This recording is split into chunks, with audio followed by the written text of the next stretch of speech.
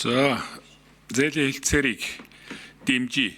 Тэгвэл бид энэ гадаадын зээлийг олон жил авч ашиглаж байгаа улсуудаа энэ зээлийн хэлтсэрийн ерөнхий заалтууд дотор бас анхаармаар юмнууд байгаад байгаа. Одоо жишээ нь тэр Солонгосын Эксим банкны 10 аймгийн дулааны станц барих зээлийн хэлтсэр дээр манайхаас үл хамааран өөрсдийнх нь сонгон шалгаруулсан компани дампуураад дуусаагүй үйлдвэрлэлд зөндөө зээл авчихад байгаа юм.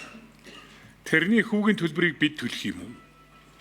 Эсвэл тэр гүйцэтгэгчийн сонгон шалгаруулж байгаа олон улсын санхүүгийн байгууллага эсвэл тухайн тэр зээл олгож байгаа улс орны банк санхүүгийн байгууллага нь төлхүүр гардуулж өгөх ёстой юм уу? Тэр хооронд үүсэж байгаа харилцаагаа өөрсдөө даах ёстой юм биш үү? Ер нь энэ цаашид энэ зээлийн хэлтсэрт энэ асуудлыг их тодорхой болгож оруулахгүй бол боломгүй байгаад байгаамаа.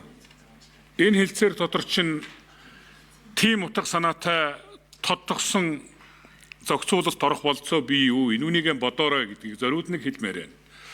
За, мэдээж сонгон шалгаруулах, гүйцэтгэгчийг сонгон шалгаруулах ажил явагдана. За, та бүхэн төсөл хэрэгжих буюу бүтээн байгуулалтын ажлыг 1.5 жил байх юм уу гэж ингэж тоосож байгаа юм байна. Тэгээ үндсэндээ 28 оны эхний хагаст багтаж ашиглалтанд орох юмаа гэж тоосож байна. Гэтэл бид төсөл хэрэгжих хугацаагаа 5 жилгээ хэлсэн. Цаад санхүүгийн байгууллагаас авч байгаа их усүрийн чинь хуваарлтын график наад хийж чадах ажлынхаа цаг хугацаатай уялдуул их зохицолтой. 5 жилгээ хэлждэг өөрөөсөө бид 1.5 жилд хийж гүйцэтгэж чадна гэж үзэж байгаа бол тэрлүүгөө дөхүүлж авах тийм уян хатан графикийн тохирлоо хийхгүй бол боломгүй. Энэ үнийг нэг бодмоор байна. 3 дахь миний хэлчихмээр байгаа санаа гадаадын зээлүүдийг үнэхээр нэн шаардлагатай чиглэлүүдээр нэн хөнгөлөлттэй нөхцлөөр авч байна гэж хэдүүлээ аваад байгаа үнэндээ. Тэгэхээр ирэм дараа тогтоохгүй бол болохгүй байна.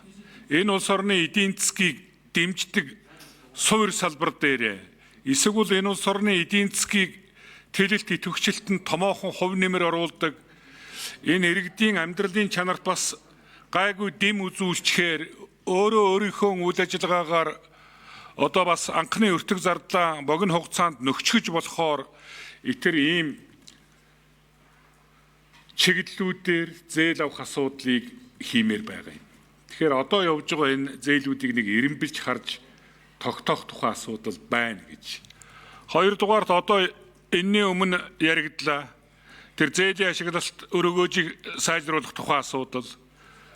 Үнэхээр тийм өөрийнхөө үйл ажиллагаагаар анхны хөрөнгөө нөхчгөж болох тийм чиглэл төсөл дээр зээл авч байгаа бол тэрийг өрийн удирдлагын тухай хуулийнхаа засгийн газрын өрийн хэмжээндээ багтаагаад тэгээд санхүүжих үйл явц нь энэ хөгжлийн банк гэтрээ ашигладаг энэ юм руугаа ормоор байна. Тэгэхээр нэг ганц өнчин заалт оруулж ирээд байх юм.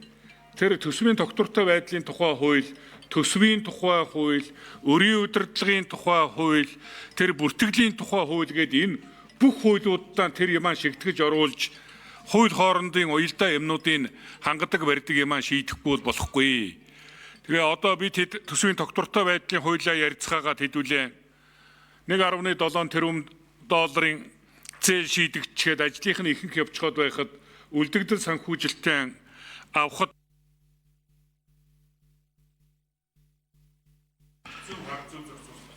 Маран Баяр гишүүн үг хэлнэ.